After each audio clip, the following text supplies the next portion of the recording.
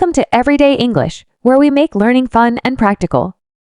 I'm Emily, your guide to mastering one of the trickiest yet most rewarding aspects of the English language, phrasal verbs. Today, we'll focus on the most common and useful ones that can help you sound more natural in daily conversations. Now, I know phrasal verbs can be intimidating. After all, there are hundreds of them, each with multiple meanings. But don't worry.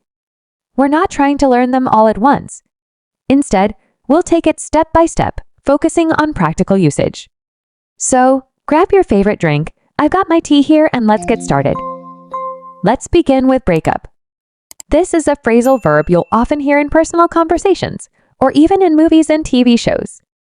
It means to end a romantic relationship. For example, did you hear about Alex and Maria? They broke up after dating for 3 years. This phrase can carry various emotions depending on how it's used. For instance, if someone says, "We broke up, but it was mutual," it indicates a peaceful separation. On the other hand, "I can't believe they broke up, it was so unexpected," might suggest shock or sadness. What about you? Have you ever had to use breakup in a sentence? Try practicing with examples from your life, even if they're hypothetical.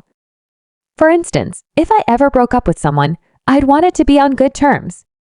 Next, let's talk about bring up. This phrase has 2 common meanings, making it a versatile tool in conversation. First, it can mean raising children. For example, she's bringing up her kids to be confident and independent.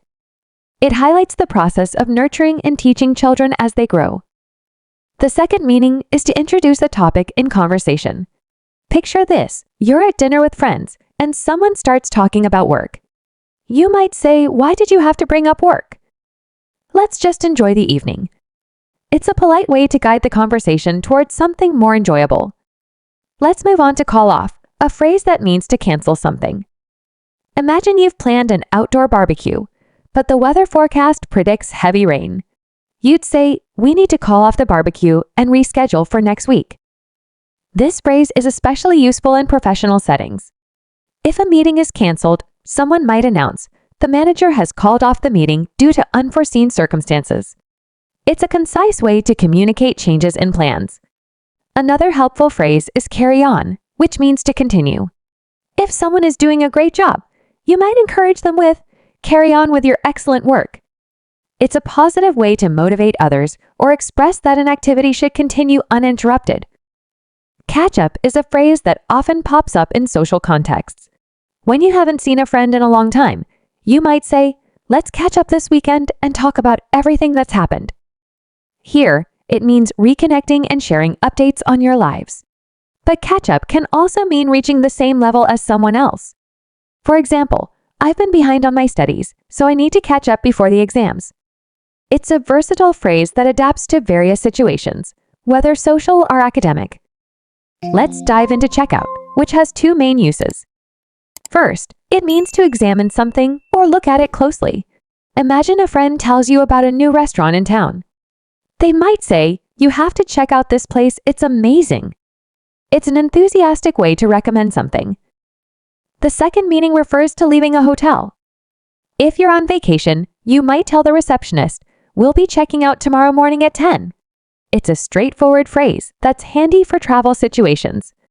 Next up is come across. This phrase describes finding something unexpectedly. Picture yourself walking along the beach and spotting a beautiful seashell. You'd say, "I came across this stunning shell during my walk." Come across is also used figuratively to describe impressions. For instance, "He comes across as very confident in interviews," means he gives the impression of being confident. Now, let's talk about come up with, which means generating an idea or solution. If you're in a brainstorming session at work, someone might say, "Let's come up with innovative ways to solve this problem."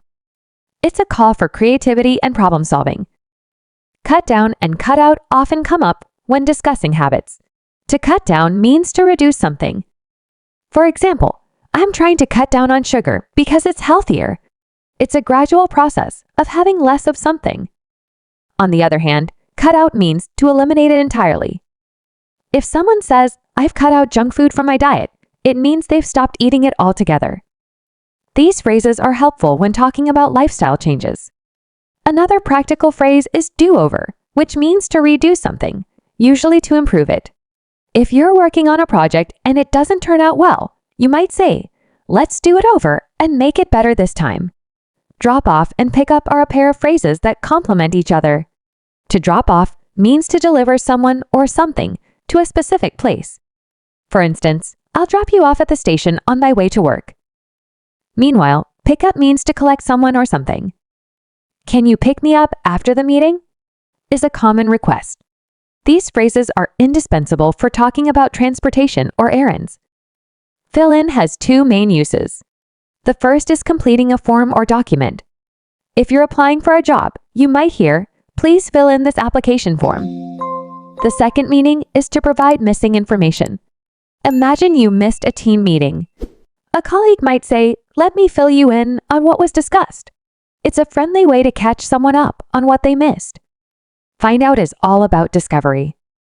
Whether you're solving a mystery or learning something new, you might say, I need to find out why the internet isn't working. It's a phrase that's both curious and proactive. Get along with is used to describe good relationships. For example, do you get along with your neighbors? It implies harmony and mutual respect. Another phrase with get is get away, which has two meanings. It can refer to taking a break or vacation, as in, I need to get away for a few days to relax. Alternatively, it can mean escaping, like in, the thief managed to get away before the police arrived.